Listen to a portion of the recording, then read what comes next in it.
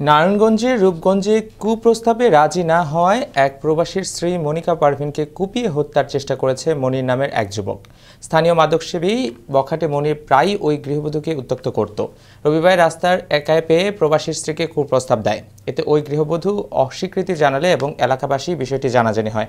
এতে ক্ষিপ্ত হয়ে দেশীয় অস্ত্র এনে কুপিয়ে হত্যা করার উদ্দেশ্যে মনিকা পারভিনের উপর তার নিজ বাড়িতে হামলা চালায় বখাটে মাদক ব্যবসায়ী মনির ও তার সহযোগীরা। পরে তিনি 999-এ ফোন দিলে দুই পুলিশ কর্মকর্তা মমিনুর ও ইমরান ঘটনাস্থলে এসে ঘটনার সত্য পায়। এ বিষয়ে রূপগঞ্জ থানায় একটি অভিযোগ দায়ের করা হয়েছে।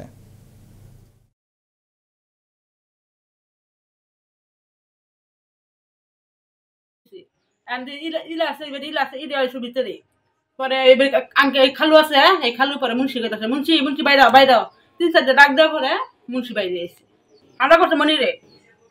আমার নাম হচ্ছে গিয়া মনিকা আক্তার। হয়েছে হ্যাঁ প্রথম আমাদের দীর্ঘদিন যাবত খারাপ প্রস্তাব দেয়, তখন হ্যাঁ আর চান্স পায় না। তো আজকে আমার দুই ছেলেই স্কুলে গেছে গা, এই সুযোগে হ্যাঁ বাসায় ঢুকছে। বাসায় ঢুকে কয় তোরা আমি বিয়া করবো। হ্যাঁ পরে আমি দৌড়ায় গিয়া কেসি গেটে তালা লাগাইছি। হ্যাঁ তালা ভাঙ্গা ঘরের ভিতরের মানে বললাম দা পারাইছি।